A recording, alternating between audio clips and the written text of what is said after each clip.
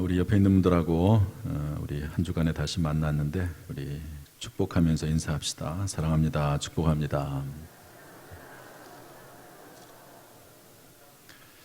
잘 될 것입니다. 선포하겠습니다. 시작. 잘 될 것입니다. 반드시 잘 될 것입니다. 오히려 더 잘 될 것입니다. 크게 잘 될 것입니다. 아멘. 저를 따라서 하시죠. 성경으로 길을 찾고 기도로 힘을 얻는다. 네. 길을 못 찾는 게 문제입니다. 그런데 말씀 속에 길이요 진리요 빛이요 등불이 있는 줄로 믿습니다. 그런데 길을 찾아도 가지 못하는 경우가 있습니다. 그렇죠. 길은 뻔히 보이는데 못 가는 거죠. 힘이 없어서. 그래서 힘을 얻는 방법이 뭐냐면 기도하는 겁니다. 기도하다 보면 지혜가 생기고 할렐루야. 또 기도하다 보면 하나님으로부터 능력이 주어집니다. 행할 수 있는 능력이. 그래서 기도하는 거거든요. 또 그래서 기도하면서 하나님 지혜를 달라고 능력을 달라고 기도하는 겁니다. 오늘도 말씀가 안에서 길을 찾고 또 오늘 기도하고 또 항상 기도하는 가운데 우리가 각자 처소에서 기도하는 가운데 지혜와 능력을 얻기를 주님의 이름으로 축복합니다. 오늘 제목은 서로 사랑하자입니다. 따라합시다. 서로 사랑하자. 우리 옆 사람에게 우리 사랑합시다. 전혀 모르는 사람에게 그렇게 얘기하면 조금 좀 이상할 수 있습니다. 어쨌든 우리 옆 사람에게 한번 해봅시다. 우리 사랑합시다.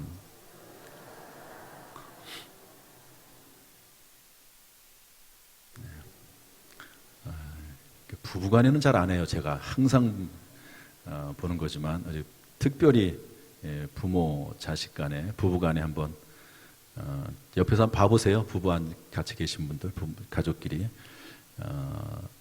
우리 사랑합시다.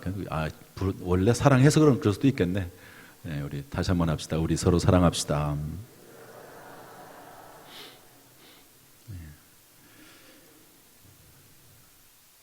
요즘 요한 1서를 새벽에 강의하고 있습니다. 요한 1서, 2서, 3서, 또 요한복음, 요한계시록 전부 요한 사도가 기록한 말씀인데 요한 사도는 예수님의 사랑받는 제자입니다. 그래서 그런지 요한이 쓴 모든 기록한 말씀은 사랑이 대주제입니다. 그래서 요한 1서의 주제도 사랑입니다. 요한 1서를 새벽 강의하면서 이 사랑에 대한 부분을 다루지 않을 수가 없습니다. 그래서 오늘 요한복음을 나누면서 또 이 시간에 특별히 가장 중요한 성경의 진리인 이 사랑에 대해서 같이 나눠보려고 합니다. 구약에는 수많은 율법들이 있습니다. 그 율법들을 10가지로 요약한 것이 십계명이죠. 하나님을 섬겨라. 우상 숭배하지 말아라. 안식일을 지켜라. 하나님의 이름을 함부로 부르지 말아라. 부모를 공경하라. 살인하지 말라. 간음하지 말라. 도둑질하지 말라. 거짓 증거하지 말라. 내 이웃의 것을 탐내지 말라. 이렇게 모든 율법을 10가지로 딱 모아놓은 것이 십계명입니다. 그런데 예수님께서 이 땅에 오셔서 그 십계명을 다시 하나로 만드셨습니다. 이것을 새 계명이라고 하는데 우리 요한복음 13장 34절 말씀 읽어보겠습니다. 시작. 새 계명을 너희에게 주노니 서로 사랑하라. 내가 너희를 사랑한 것 같이 서로 사랑하라. 하나예요, 하나. 주님이 주시는 계명은 딱 하나입니다. 서로 사랑하라. 왜냐하면 주님이 말씀하신 대로 이 안에 다 들어있기 때문에 그렇습니다. 사랑하는 사람을 어떻게 살인하겠습니까? 살인하는 사람을 어떻게 간음하겠습니까? 사랑하는 사람에 대해서 어떻게 도둑질하겠습니까? 그러니까 사랑 안에 다 들어있는 거죠. 하나님을 사랑한다고 하면서 어떻게 우상 숭배하겠습니까? 하나님을 사랑한다고 하면서 어떻게 예배를 드리지 않겠습니까? 그러니까 사랑이라고 하는 말씀 속에 다 들어있다 하는 그런 말씀을 주님이 하셨습니다. 오늘 본문의 말씀은 그러면 서로 사랑하라고 주님께서 명령을 하셨는데 왜 서로 사랑해야 될까? 이런 주제를 본문을 통해서 세 가지를 다루려고 했는데 하다 보니까 이 사랑에 대한 정의를 좀 먼저 내려주는 게 좋겠다 하는 생각이 나서 사랑의 정의를 좀 먼저 하려고 합니다. 여러분, 사랑이 뭡니까? 지난 주간에 오예배 찬양할 때 이런 찬양을 하더라고요. 사랑은 참으로 버리는 것, 사랑은 섬기는 것. 이런 찬송 아시죠? 사랑은 참으로 버리는 것. 이런 찬송이 있습니다. 네, 있어요. 그런데 여러 사랑에 대한 정의가 있습니다. 세상에서 말하는 사랑도 있고, 무슨 철학자가 말하는 사랑도 있고, 또 성경의 여러 부분에서 말하는 사랑도 있습니다. 그래서 뭐 비슷하긴 할 수 있겠지만, 그래서 이것을 좀 특정할 필요가 있어서 요한 사도는 사랑을 무엇이라고 정의했을까? 요한이 말하는 사랑의 사도인 요한은 사랑을 뭐라고 말씀했을까 찾아보다가 그게 이제 오늘 본문 말씀 속에 있더라고요. 우리 9절 말씀 한번 읽어보겠습니다. 우리 9절 말씀 한번 먼저 읽어보죠. 9절 시작. 하나님의 사랑이 우리에게 이렇게 나타난 바 되었으니 하나님이 자기의 독생자를 세상에 보내심은 그로 말미암아 우리를 살리려 하심이라. 3장 16절에 제가 읽어보겠습니다. 그가 우리를 위하여 목숨을 버리셨으니 우리가 이로써 사랑을 알고, 또 4장 10절에 보면 사랑은 여기 있으니, 그러면서 도대체 사랑에 대한 사랑이 무엇인지를 설명하면서 사랑을 예수 그리스도로 설명을 했습니다. 사랑의 정의가 그 안에 들어있고 사랑의 모습이 나와 있는 것이죠. 한마디로 말하면 독생자 외아들 예수 그리스도를 이 땅에 보내셔서 우리를 위해 죽게 하시고, 그리고 우리를 죄에서 살리신 것이 바로 하나님의 사랑이다. 이 안에 하나님의 정의가 있다고 말씀하고 있는 것이죠. 이것을 제가 우리말로 조금 객관화시켜서 풀어봤습니다. 예수 그리스도의 이 사랑을 우리에게 적용해서 풀어봤더니 이렇게 됩니다. 한번 저를 따라합시다. 나를 희생하여 다른 사람을 살리는 것. 예수 그리스도를 희생해서 우리를 살리셨죠. 하나님께서. 예수 그리스도는 하나님 자신이십니다. 독생자 외아들이십니다. 자기 자신을 희생해서 우리를 살리신 것이 사랑입니다. 그러면 이것을 우리가 받아서 이웃을 사랑하고 형제를 사랑한다는 말은 뭐냐면, 나를 희생해서 이웃을 살리고, 나를 희생해서 가족을 살리고, 나를 희생해서 교회를 살리고, 나를 희생해서 국가를 살리고, 그리스도 안에서, 이것이 바로 사랑이라고 정의를 내릴 수 있습니다. 성경적인 정의가 그렇습니다. 나를 희생한다는 말이 뭘까요? 내 시간과 물질과 몸을 희생한다는 말입니다. 그런데 나를 희생하는 것 중에서 가장 큰 것이 무엇입니까? 내 생명을 희생하는 거죠. 그래서 주님도 생명을 바치는 것이, 친구를 위해서 목숨을 버리는 것이 가장 큰 사랑이다. 그래서 나를 희생하는 것, 시간과 물질과 몸과 생명을 바쳐서 다른 사랑이 뭡니까? 가정, 교회, 국가. 그런데 다른 사람 중에서도 가장 큰 사랑은 뭡니까? 죄인입니다. 로마서 5장 8절에 보니까 이렇게 되어 있습니다. 우리가 아직 죄인 되었을 때에 그리스도께서 우리를 위하여 죽으심으로 하나님께서 우리에 대한 자기의 사랑을 확증하셨느니라. 따라서 여러분, 그리스도의 사랑은 뭡니까? 자기 자신의 목숨을 희생해서 죄인들을 살리신 것, 이것이 바로 사랑이라는 거죠. 이것을 우리가 믿고 따른다면, 나 자신을 희생을 해서 교회를 살리고 이웃을 살리고 다른 사람을 사랑한다면 그것이 바로 사랑이다 하는 것을 알려주고 있습니다. 이렇게 말하면 좀 추상적이에요. 지난주인가요? 지지난주인가요? 조장현 목사님, 선교사님이 와서 특강을 하면서, 설교를 하면서 문성 이민아 선교사님을 소개했습니다. 이 두 분의 선교사는 유명한 분이시죠. 파푸아 뉴기니라고 하는 곳에 식인종들에게 가서 하나님의 말씀을 전하는, 그래서 처음으로 이제 세례를 베푸는 그런 장면을 동영상을 통해서 보여줬습니다. 이분이 빗물을, 지금은 이제 우물 파기를 해서 물을 좀 제대로 먹는데 초기에는 그게 없어서 빗물을 받아 먹었습니다. 빗물을 받아 먹다가 병이 생겼어요. 어떤 병이 생겼냐면 혈관이 터지는 그런 병이 생겼습니다. 혈관이 붓다가 터져버리면 3초 안에 즉사하는 겁니다. 그런 병이 생겼어요. 그래서 한번 문제가 생겨가지고 어떻게 정말 하나님의 은혜로 헬리콥터를 타고 가서 치료를 받고, 그런데 또다시 그 지역에 와서 또 선교하고 있습니다. 그래서 유서를 써놓고 선교합니다. 언제든지 죽으면 이제 그 유서를 보고 무슨 처리를 하겠죠. 제가 이것을 보면서 이 선교사님은 정말 식인종, 이 파푸아뉴기니 이 사람들에게 찾아가서 시간을 들이고 물질을 들이고 몸을 들이고 그리고 생명을 바쳐서 이 사람들을 살리려고 하는 것을 볼 수가 있습니다. 여러분, 이것이 바로 예수 그리스도의 사랑이고 우리에게 알려주신 사랑이고, 그리고 이런 사랑을 실천하는 사람들이 지금도 있음을 알 수가 있습니다.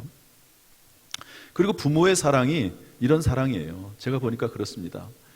부모는 자녀를 사랑하되 시간을 들이고 물질을 들이고 몸을 들여서 자녀들이 잘못하고 자녀들이 말썽 부리고 자녀들이 말을 안 들어도 그래도 사랑합니다. 그러지 않습니까? 자기 자신을 희생합니다. 어떤 경우에는 심지어 자기의 목숨을 바쳐서 자녀들을 사랑하는 그런 경우도 있습니다. 아마 하나님의 사랑에서 가장 가까운 사랑이 부모의 사랑이 아닌가 하는 생각을 해보게 됩니다. 우리 교회도 예배당을 또 교회를 사랑하는 성도들이 있습니다. 저는 이제 가끔 우리 교회 예배당을 지나가다 보면은요, 화장실 청소하는 분이 계세요. 우리 교회가 지금 예배당이 지어진 지 4년 반 됐습니다. 그런데 4년 반 동안 한 주도 빠지지 않고 정한 시간에, 또 정한 시간에 못하면 어느 시간이라도 교회에 나와가지고요, 화장실을 청소하는 분이 있습니다. 우리가 주일날 이렇게 편하게 화장실을 사용할 수 있는 것은 그분들이 계시기 때문에 그렇습니다. 참 저는 지나갈 때마다 정말 존경스러워요. 맨날 그렇게 표현할 수는 없지만 제 마음이 그렇습니다. 이 무더운 여름날, 여러분 우리가 주일날 이렇게 다 버리고 가잖아요. 그러면 월요일날 아침에 나와가지고요, 그 모든 쓰레기들을 다시 재정리해서 분리수거해가지고요, 쓰레기를 청소하는 분들이 있습니다. 왜 그럴까요? 자기의 시간을 들여서 몸을 들여서 교회를 살리는 거지요. 교회에 유익을 주는 거지요. 이것이 사랑입니다. 교회를 사랑하기 때문에 그렇게 하는 거지요. 할렐루야. 그래서 이 사랑의, 요한 사도가 말하는 사랑의 정의는 나를 희생해서 다른 사람을 살리고 나를 희생해서 다른 사람에게 유익을 주는 것, 이것이 사랑이라고 볼 수가 있습니다. 그런데 이것을 뒤집어서 보면 이렇습니다. 나를 희생해서 다른 사람을 살리는 게 아니라 나의 유익을 위해서 다른 사람을 해치고 다른 사람을 죽이는 경우도 있습니다. 사랑이 아니죠. 나쁜 사람이죠. 그러지 않습니까? 내 유익을 위해서 다른 사람을 해치고 죽입니다. 사기꾼들. 내 유익을 위해서 다른 사람을 속이는 겁니다. 살인자들. 무언가 내 유익을 위해서 다른 사람을 죽이는 겁니다. 강도짓 하는 겁니다. 이런 것들은 사랑하고는 전혀 다른 겁니다. 베드로가 예수님이 십자가 지겠다고 하실 때 말렸어요. 예수님을 흔들면서 십자가를 지면 안 된다고. 여러분, 이것이 물론 본인은 예수님을 사랑하기 때문이라고 할 수 있지만, 그러나 그 뒤에는 예수님과 3년 동안 같이 다니면서 나중에 예수님이 왕이 되면, 높은 자리 가면 나도 한 자리 하겠다라고 하는 개인적인 욕심에서 나온 겁니다. 아직까지도 베드로가 예수님을 따라다니면서도 예수님에 대한 사랑, 진정한 사랑이 몰랐던 때도 있었던 것을 볼 수가 있습니다. 그래서 일단 우리가 사랑에 대한 이야기를 하는데, 요한 사도가 말하는 사랑의 정의는 나를 희생해서 다른 사람을 살리는 것. 이런 사람들이 많이 있습니다. 많이 있어요. 예수님처럼 생명까지 주지는 못하지만, 그러나 어떤 경우는 또 생명까지 줘서 다른 사람을 위해서, 다른 사람을 살리기 위해서 자신을 희생하는 그런 사람들이 있음을 알 수가 있습니다. 자, 우리는 이러한 사랑으로 사랑하라고 성경이 오늘 우리에게 교훈해주고 있는데, 왜 그럼 우리는 서로 사랑해야 될까? 첫 번째로 우리 7절 말씀 읽어보겠습니다. 7절 다 같이 시작. 사랑하는 자들아, 우리가 서로 사랑하자. 사랑은 하나님께 속한 것이니 사랑하는 자마다 하나님으로부터 나서 하나님을 알고. 저를 따라합시다. 사랑하는 자마다 하나님으로부터 나서. 이게 무슨 말이냐면 사랑하는 자가 곧 하나님께로부터 난 자라고 하는 것을 증명한다 하는 것입니다.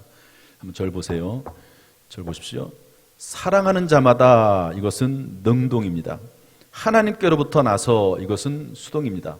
여러분, 사랑하는 것은 내가 사랑하는 거예요. 태어나는 것은 수동입니다. 내가 원해서 한 게 아니라 그냥 태어난 거예요. 태어나 보니까 어디에 태어난 겁니다. 그런데 놀랍게도 수동과 능동이 하나로 엮여져 있습니다. 여러분, 이런 경우가 쉽지 않습니다. 수동이면 수동이고 내가 무엇을 하면 했지, 내가 무엇을 하는 것이 내가 무엇을 받는 것이다, 이런 식으로 용법을 쓰지 않습니다. 그런데 놀랍게도 성경은 내가 무엇을 하는 것이 곧 내가 무엇을 받는 것으로 수동으로 이해를 하고 있는 것이죠. 성경 말씀 로마서 8장 28절에 보면 우리가 알거니와 하나님을 사랑하는 자 곧 그 뜻대로 부르심을 입은 자들 모든 것이 합력하여 선을 이룬다. 내가 하나님을 사랑해요. 그런데 그게 곧 하나님의 뜻대로 부르심을 받은 증거라고 하는 것입니다. 따라서 잘 들어보십시오. 우리가 서로 사랑하는 것은 곧 우리가 하나님께로 났다는 것을 증명하는 것입니다. 자식은 부모를 닮습니다. 안 닮으려고 해도 닮아요. 우리 아이들이 가끔 가다가 이야기를 합니다. 자기에게 어떤 조금 안 좋은 모습이 보이면 안 좋아해요. 그러면서 내가 아빠 닮아서 그렇다고 그렇게 얘기를 하는 경우가 있어요. 여러분, 닮기 싫어도 유전적으로 닮는 것도 있고 생활적으로 삶으로 닮는 게 있습니다. 자식은 부모를 닮게 돼 있어요. 그런데 우리가 하나님께로 나서 하나님의 자녀라고 하면 하나님을 닮게 돼 있습니다. 그런데 하나님의 모습이 뭡니까? 하나님은 사랑이에요. 그러니까 우리가 하나님의 자녀라고 하면 당연히 사랑하겠죠. 그런데 하나님을 사랑한다고 하면서 사랑이 없어요. 그러면 하나님의 자녀가 아닐 수 있다, 이런 의미입니다. 우리가 서로 사랑하는 것은 곧 우리가 하나님의 선택받은 자녀임을 증거하는 것이요, 하나님의 자녀는 서로 사랑하는 삶을 살게 된다는 것을 의미합니다. 이렇게 이 부분을 해석을 하니까 문제가 조금 심각해졌어요. 무슨 말이냐면 내 안에 사랑이 없으면, 내 삶에 사랑이 없으면 혹시 내가 하나님께 부름받지 못한 하나님의 자녀가 아닐 수도 있지 않을까 하는 것이 성경의 말씀입니다. 오늘 여러분, 사랑하는 자가 곧 하나님께로부터 난 자라 하는 것을 증명한다라고 하는 말씀을 생각하면서 우리가 서로 사랑하되, 왜 서로 사랑해야 되냐면 내가 하나님의 자녀된 증거이기 때문에 그렇습니다. 내가 하나님의 자녀된 증거가 사랑이기 때문에 그렇습니다. 여러분, 순간순간 살아가면서 내가 하나님의 자녀된 것을 확인하고 싶습니까? 그렇다면 내 안에 사랑이 있는지, 내가 주님을 위해서, 교회를 위해서, 다른 성도들을 위해서, 그들을 섬기는 가운데 그들을 살리기 위해서 나 자신을 희생하고 있는지, 그것을 보면 내가 사랑이 있는지 없는지, 또는 내가 하나님의 자녀인지를 확인해 볼 수 있다 하는 것을 말씀해 주고 있습니다. 여러분, 나의 유익을 위해서가 아니라 다른 사람의 유익을 위해서 사랑의 삶을 살아나갈 수 있는 저 여러분 될 수 있기를 주님의 이름으로 축복합니다. 두 번째로 11절 말씀 읽어보겠습니다. 11절 시작. 사랑하는 자들아, 하나님이 이같이 우리를 사랑하셨은즉 우리도 서로 사랑하는 것이 마땅하도다. 사랑하는 것이 마땅하기 때문에 서로 사랑하라고 하는 것이죠. 마땅하다는 것, 당연하다는 겁니다. 왜? 하나님이 우리를 사랑하사 우리 죄를 위하여 그 아들을 화목제물로 드렸습니다. 이사야서 53장 1절 2절 보면 여호와의 손이 짧아 우리를 구원하지 못하심도 아니요 귀가 둔하여 듣지 못하심도 아니라 오직 너와 너의 죄악이 하나님과 너희 사이를 갈라놓았고 너희 죄가 그의 얼굴을 가리어서 너에게서 듣지 아니하게 하십니다. 하나님과 우리 사이에 죄담이 가로막혀 있어서 우리가 하나님과 화목되지 못했는데 예수님께서 우리를 위해서 죽으심으로 말미암아 하나로 묶어놨습니다. 그런데 그 방법이 뭐냐면 예수님의 살과 살을 찢으시고 예수님의 피를 흘리심으로, 예수님이 죽으심으로 우리가 화목되게 됐다는 것이죠. 그래서 이사야서 53장 5절 6절 말씀은 이렇게 말씀하고 있습니다. 한번 읽어보겠습니다. 시작. 그가 찔림은 우리의 허물 때문이요 그가 상함은 우리의 죄악을 인함. 그가 징계를 받음으로 우리는 평화를 누리고 그가 채찍에 맞음으로 우리는 나음을 받았도다. 우리는 다 양 같아서 그릇 행하여 각기 제 길로 갔거늘 여호와께서는 우리 모두의 죄악을 그에게 담당시키셨도다. 이렇게 큰 사랑을 받았다는 겁니다. 하나님의 아들 예수 그리스도의 십자가의 대속을 통해서 우리가 구원받았다는 것이죠. 이렇게 놀랍고 큰 사랑을 받았다면 마땅히 우리가 서로 사랑하는 것이 당연하지 않겠느냐는 것입니다. 요한복음 15장 13절 말씀 같이 읽어보겠습니다. 시작. 사람이 친구를 위하여 자기 목숨을 버리면 이보다 더 큰 사랑이 없나니. 이것은 예수님을 통해서 이미 우리가 이런 사랑을 받았다는 것을 말씀해주고 있습니다.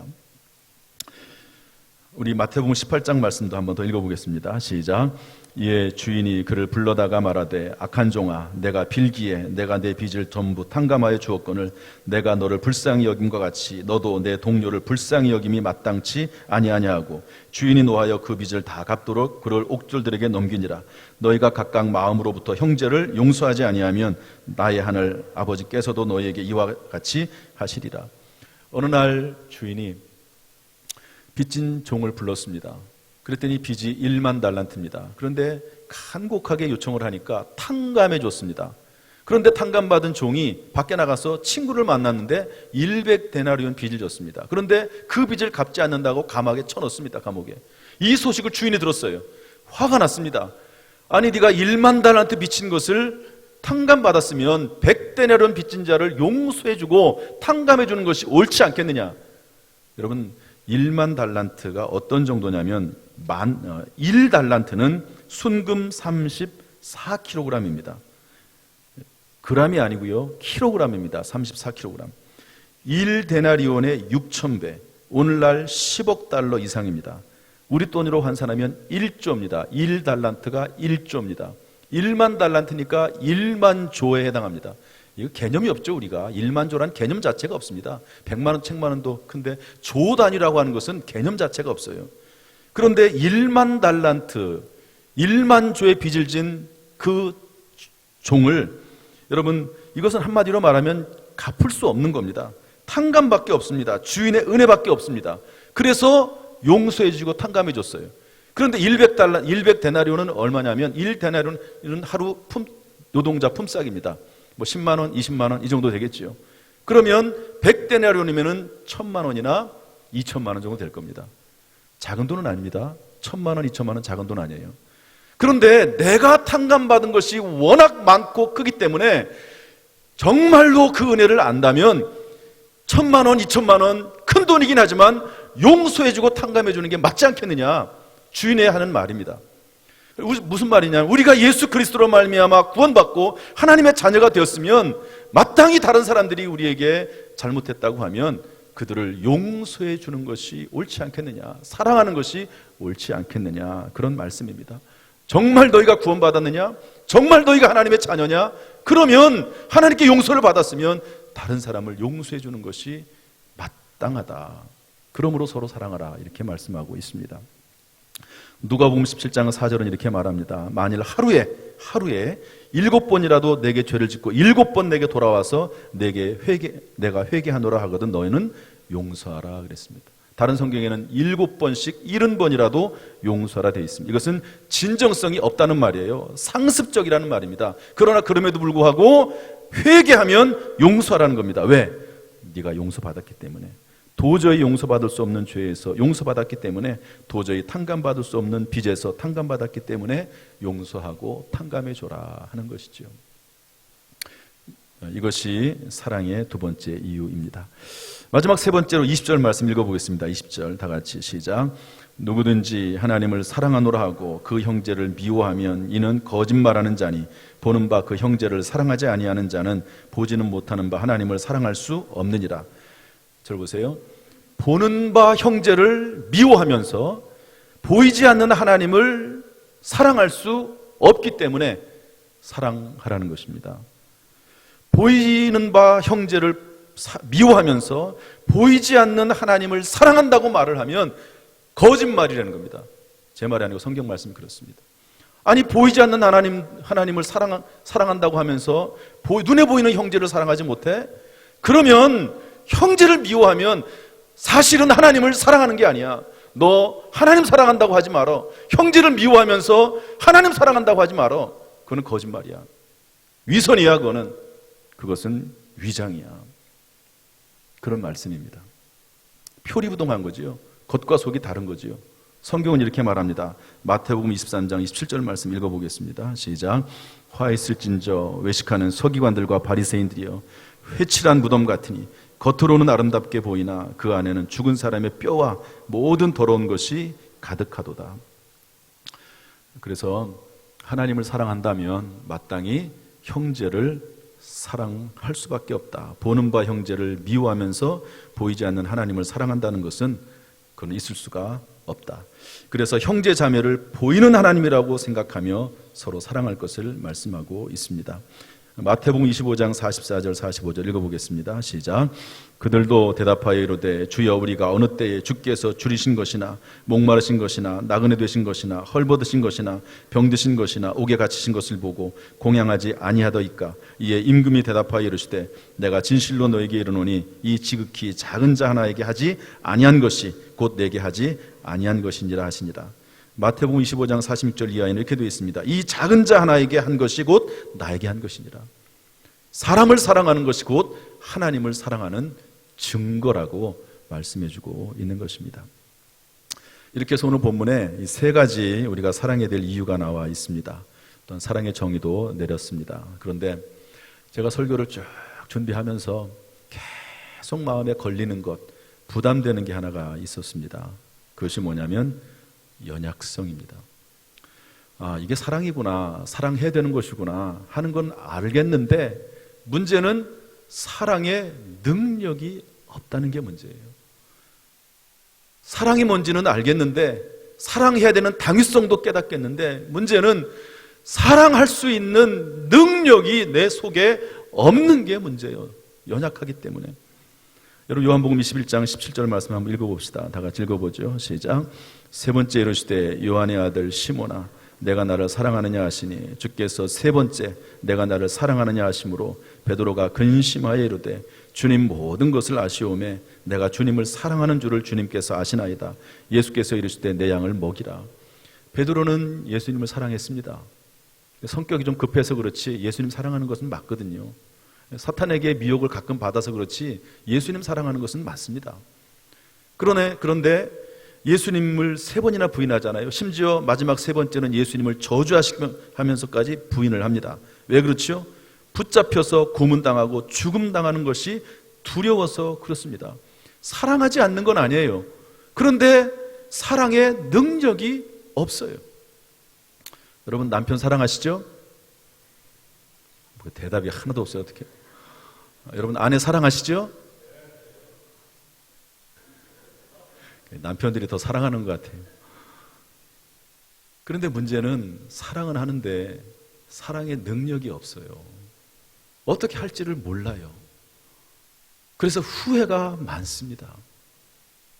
제가 설교를 준비하면서 저도 마찬가지입니다. 사랑의 당위성은 알겠고 그런데 문제는 사랑의 능력이 없어요. 그리고 나서 후회하고 그렇습니다. 제가 여러분에게 이렇게 하라 저렇게 하라고 강력하게 권고할 수 있는 자격이 없어요. 죄송하지만 없습니다. 그래서 제가 할 수 있는 건 뭐냐면 축복할 수 있습니다. 성령님께서 우리에게 사랑의 은사를 부어주셔서 사랑이 자꾸 늘어나도록 그것밖에 없어요. 여러분 사랑도 은사입니다. 은사예요. 고린도전서 12장 31절 우리 마지막 구절을 읽어보겠습니다. 시작. 너희는 더욱 큰 은사를 사모하라. 내가 또한 가장 좋은 길을 너희에게 보이리라. 내가 사람의 방언과 천사의 말을 할지라도 사랑이 없으면 소리나는 구리와 울리는 꽹과리가 되고 사랑이 없으면 아무런 소용이 없는데 사랑이 은사라는 거예요. 더욱 큰 은사, 가장 좋은 길, 이게 사랑이라는 거예요. 믿음, 소망, 사랑이 세 가지는 항상 있을 것인데 그 중에 제일은 사랑이라. 그런데 이 사랑이 뭐라고요? 하나님이 부어주시는 은사, 영어로는 기프트, 선물이라는 겁니다.